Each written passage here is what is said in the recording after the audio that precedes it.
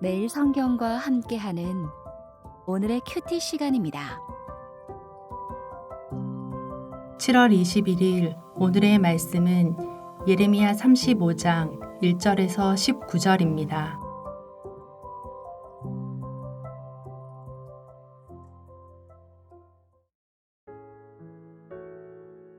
유다의 요시야 왕의 아들 여호야김 때에 여호와께로부터 말씀이 예레미야에게 임하여 이르시되 너는 레갑 사람들의 집에 가서 그들에게 말하고 그들을 여호와의 집 한 방으로 데려다가 포도주를 마시게 하라 하시니라.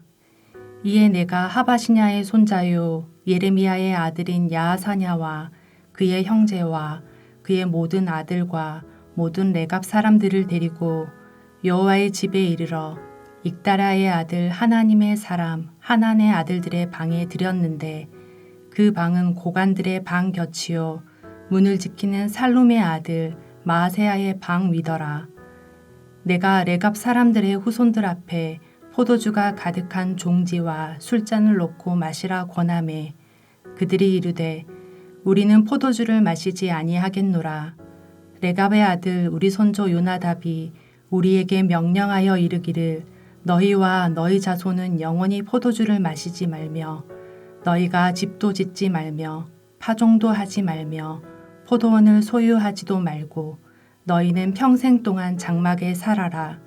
그리하면 너희가 머물러 사는 땅에서 너희 생명이 길리라 하였으므로 우리가 레갑의 아들 우리 손조 요나답이 우리에게 명령한 모든 말을 순종하여 우리와 우리 아내와 자녀가 평생 동안 포도주를 마시지 아니하며 살 집도 짓지 아니하며 포도원이나 밭이나 종자도 가지지 아니하고 장막에 살면서 우리 손조 요나답이 우리에게 명령한 대로 다 지켜 행하였노라. 그러나 바벨론의 느부갓네살 왕이 이 땅에 올라왔을 때에 우리가 말하기를 갈대아인의 군대와 수리아인의 군대를 피하여 예루살렘으로 가자 하고 우리가 예루살렘에 살았노라. 그때 여호와의 말씀이 예레미야에게 임하여 이르시되 만군의 여호와 이스라엘의 하나님께서 이와 같이 말씀하시니라. 너는 가서 유다 사람들과 예루살렘 주민에게 이르기를 너희가 내 말을 들으며 교훈을 받지 아니하겠느냐 여호와의 말씀이니라. 레갑의 아들 요나답이 그의 자손에게 포도주를 마시지 말라 한 그 명령은 실행되도다. 그들은 그 선조의 명령을 순종하여 오늘까지 마시지 아니하거늘 내가 너희에게 말하고 끊임없이 말하여도 너희는 내게 순종하지 아니하도다. 내가 내 종 모든 선지자를 너희에게 보내고 끊임없이 보내며 이르기를 너희는 이제 각기 악한 길에서 돌이켜 행위를 고치고 다른 신을 따라 그를 섬기지 말라. 그리하면 너희는 내가 너희와 너희 손조에게 준 이 땅에 살리라 하여도 너희가 귀를 기울이지 아니하며 내게 순종하지 아니하였느니라.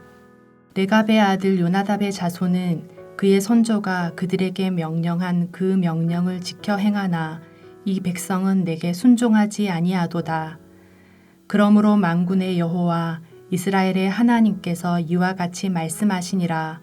보라, 내가 유다와 예루살렘의 모든 주민에게 내가 그들에게 대하여 선포한 모든 재앙을 내리리니 이는 내가 그들에게 말하여도 듣지 아니하며 불러도 대답하지 아니함이니라 하셨다 하라.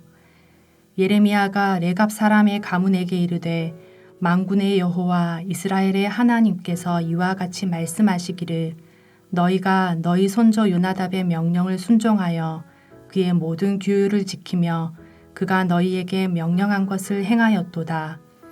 그러므로 만군의 여호와 이스라엘의 하나님께서 이와 같이 말씀하시니라. 레갑의 아들 요나답에게서 내 앞에 설 사람이 영원히 끊어지지 아니하리라 하시니라. 오늘은 예레미야 35장을 함께 살펴보겠습니다. 어제까지 이어진 본문들의 시대적인 배경은 남유다 마지막 왕이었던 시드기야 때입니다. 반면 35장은 시드기야보다 앞선 왕인 여호야김 때의 일을 보여주기 위해서 마치 시간이 되돌아간 듯 합니다. 예레미야서는 뭔가 다른 이야기를 꺼내려고 일부러 지난 이야기를 가져오려는 것 같습니다. 본문에는 레갑 가문의 사람들이 등장합니다. 우리는 레갑 사람들이 누구이며 어떤 사람들인지에 대하여 본문이 말하는 정도만 알게 됩니다. 그들은 250년 전쯤 예후의 개혁에 동참했던 요나답의 후손입니다. 요나답은 자신의 후손에게 독특한 5가지 명령을 내렸습니다. 첫째, 너희는 포도주를 마시지 마라. 둘째, 너희는 집을 짓지 마라. 셋째, 너희는 씨를 뿌리지 마라. 넷째, 너희는 포도원을 만들지 마라. 다섯째, 너희는 장막에 살아라. 이런 규정들로 미루어 보아 요나답은 농경 문화를 싫어한 사람처럼 보입니다. 그리고 어느 한 곳에 정착한 삶도 거부하는 것 같습니다. 이처럼 레갑 가문은 유목민과 같이 떠돌이 생활을 합니다. 그들은 농경 문화를 중심으로 꽃피운 도시 생활을 하지 않았습니다. 그런 레갑 사람들을 예레미야가 예루살렘에서 만날 수 있었던 이유는 전쟁 때문입니다.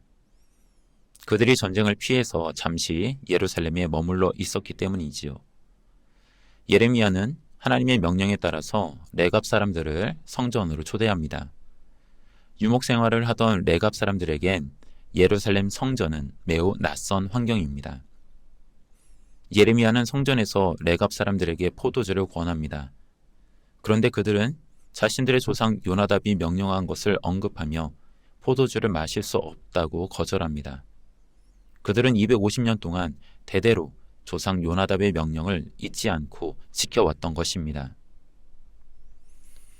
예레미야서가 레갑 사람들의 이야기를 꺼낸 이유는 사실 어제 본문인 34장에 나온 사람들과 대조하기 위해서입니다.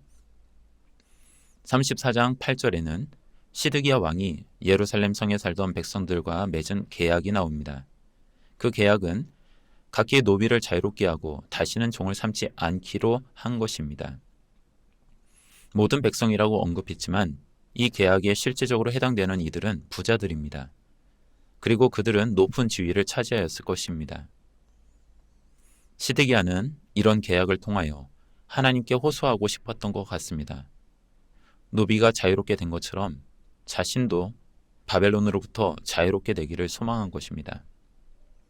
그런데 높은 지위에 있는 고관들과 부자들이 시드기야의 계획에 동참하는 듯 했으나 얼마 지나지 않아서 계약을 파기합니다.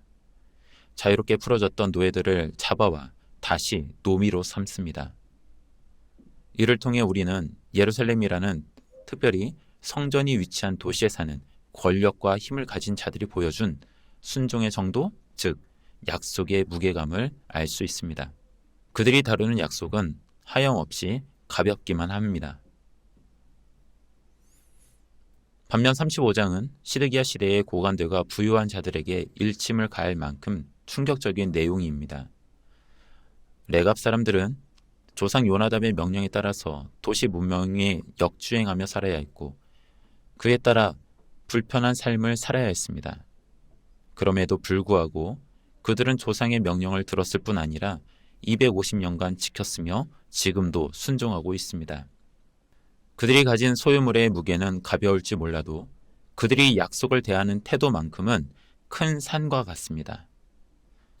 이렇듯 예루살렘이라는 특별한 도시에 사는 고관들, 부자들의 모습과 유다 광야를 떠돌아다니며 장막 생활을 하는 레갑 사람들이 대조를 이룹니다.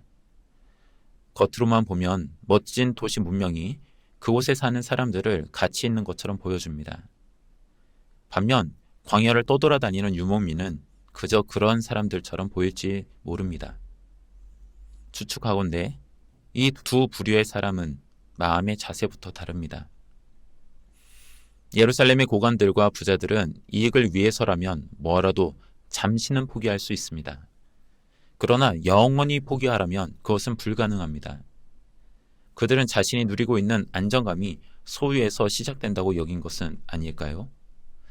레갑 사람들은 오랜 세월 동안 자신들의 신념을 지켜왔습니다.